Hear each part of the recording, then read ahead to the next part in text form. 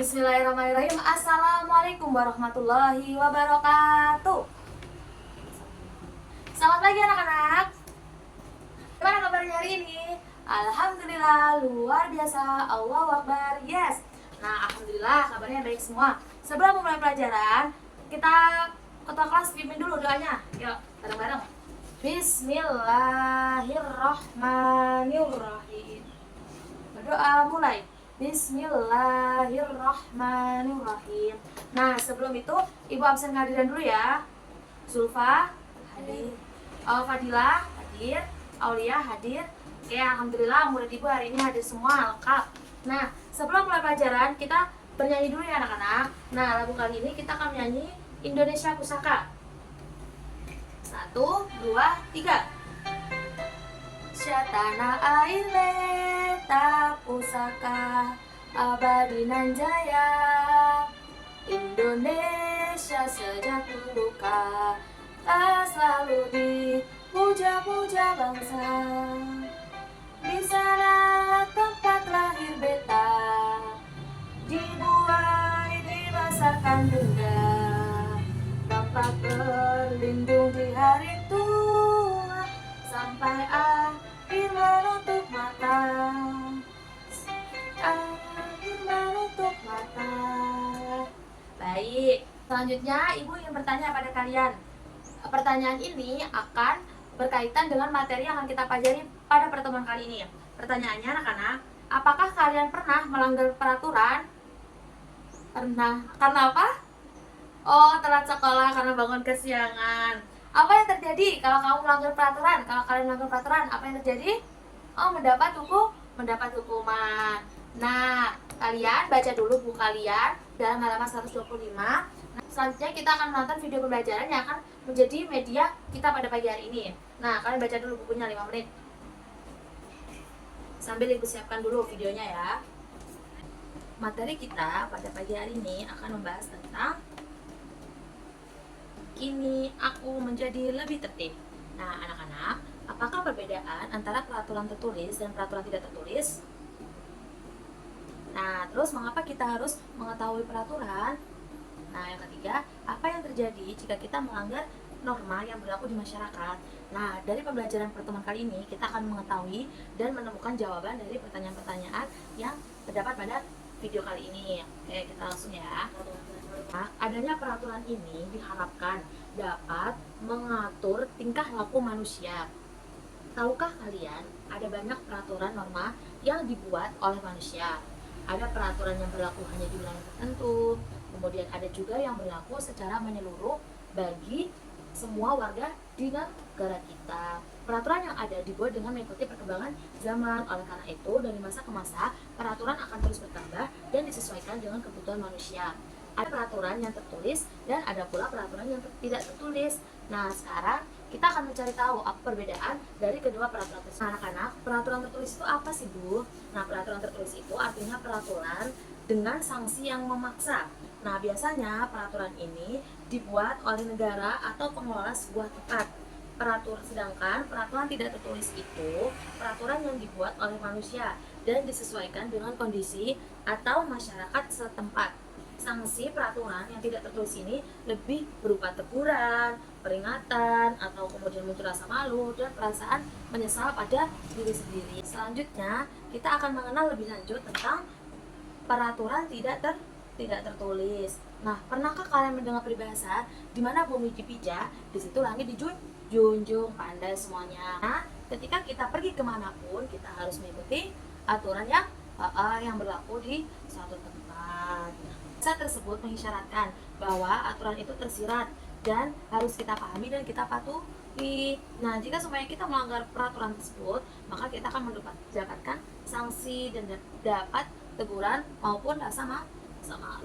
Nah, kita mengenal beberapa peraturan tertulis yang ada di sekitar kita. Yang pertama, ini gambar apa? Jalan raya. Nah, jalan raya itu perlu memiliki sebuah peraturan agar para penggunanya, baik yang berkendara maupun yang berjalan kaki itu dapat berjalan dengan aman atau aman dalam melakukan aktivitasnya. Peraturan berlalu lintas ini menjaga keselamatan yang dituliskan dengan jelas. Hal ini dilakukan agar semua orang memahami dan mematuhi peraturan tersebut. Pelanggaran peraturan di jalan raya bisa mendapatkan sanksi tegas seperti hukuman, denda, atau biasanya itu tilang menilang. Selanjutnya, mengapa kita wajib mematuhi peraturan? Ya, karena peraturan itu dibuat untuk menciptakan keteraturan supaya tidak terjadi amburadul dan menciptakan ketertiban.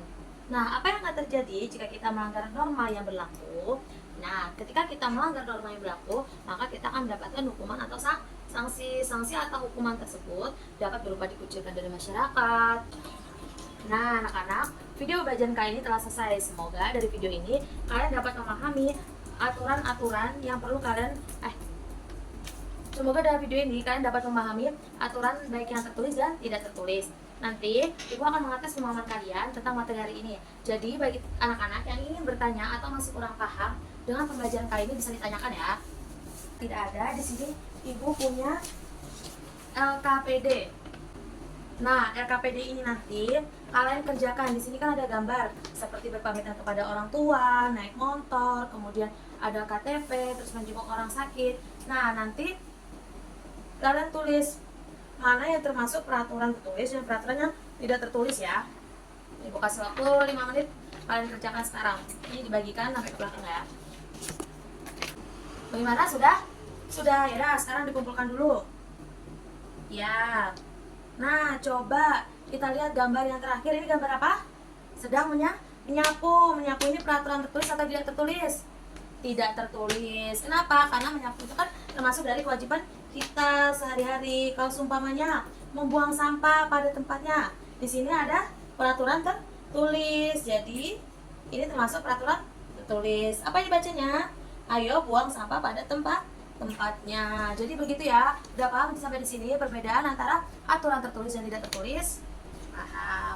Nah, anak-anak, sebelum Ibu tutup pembelajaran pada kali hari ini, Ibu punya satu lagi lembar kerja. Nah, nanti kalian kerjakan di rumah sebagai tugas di rumah dan kita kumpulkan di pertemuan minggu selanjutnya ya. Nah, nanti kalian yang gak ngerjain akan mendapatkan sanksi dari Ibu. Nah, tugas ini adalah sebagai bahan refleksi dan evaluasi dari pembelajaran hari ini. Jadi, kalian harus mengerjakannya, jangan sampai tidak mengerjakan, oke? Udah dibagi dulu.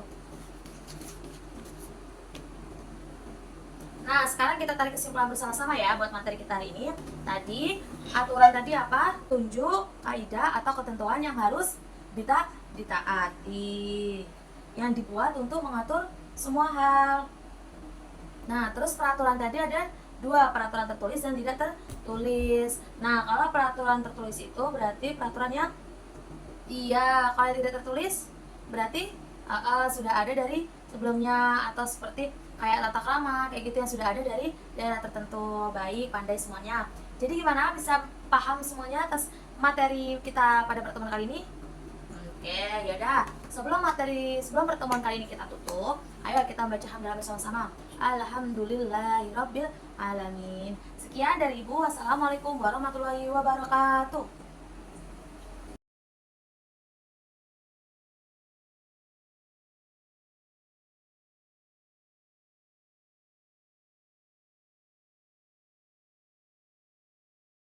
Berikut ini saya akan menjawab beberapa pertanyaan yang telah tercantum pada soal IPS, soal pembelajaran IPS.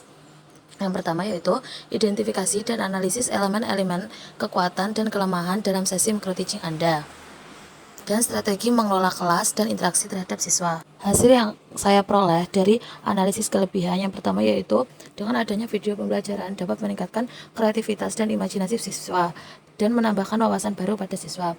Langkah-langkah pembelajaran sudah sesuai dengan modul pembelajaran yang saya terapkan. Kemudian metode yang digunakan sudah sesuai dengan pembelajaran yang tercantum pada modul, dan proses pembelajaran pun sudah berjalan dengan baik dan lancar. Siswa pun dengan mudah memahami materi yang telah saya sampaikan. Untuk kekurangannya, pembelajaran ini kurang menarik karena tempat pembuatan video yang kurang relevan. Kemudian perlu adanya perangkat tambahan seperti laptop, video, dan lain-lain. Kemudian penyampaian materi terlalu terburu-buru. Selanjutnya, untuk soal kedua, teori psikolog yang saya gunakan ialah teori psikolog kognitif yang mempelajari bagaimana cara manusia menerima, mempersepsi, mempelajari, dan menalar, serta mengingat dan berpikir tentang informasi yang mereka dapatkan. Psikologi kognitif ini memandang manusia sebagai makhluk yang selalu berusaha dalam memahami lingkungannya dan manusia yang selalu berpikir. Untuk pendekatannya, saya menggunakan pendekatan student-centered approach atau pendekatan berbasis pada siswa. Pendekatan pembelajaran ini berpusat pada siswa yang merupakan pembelajaran aktif di mana siswa itu memecahkan masalah, menjawab pertanyaan, merumuskan pertanyaan mereka, dan melakukan diskusi.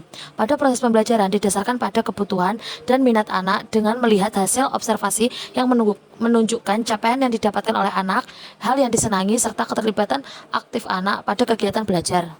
Pada soal keempat, proses pembelajaran telah menerapkan umpan balik antara siswa dan guru.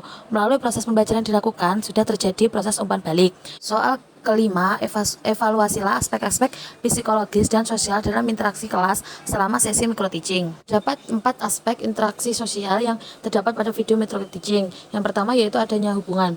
Terjadi interaksi karena adanya hubungan antara individu maupun antara kelompok. Kemudian adanya individu. Nah, setiap interaksi sosial menurut tampilannya individu yang melaksanakan hubungan. Kemudian adanya tujuan. Interaksi sosial ini memiliki tujuan tertentu seperti mempengaruhi individu lain. Nah, yang terakhir adanya hubungan dengan struktur dan fungsi sosial.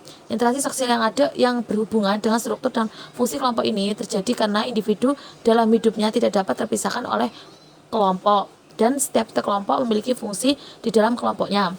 Bentuk interaksi sosial yaitu kerjasama atau cooperation yang berarti bekerja sama dalam mencapai suatu tujuan. Terima kasih saya sampaikan. Sekian pemaparan UAS pembelajaran IPS MISD. Kurang lebihnya saya mohon maaf. Wassalamualaikum warahmatullahi wabarakatuh.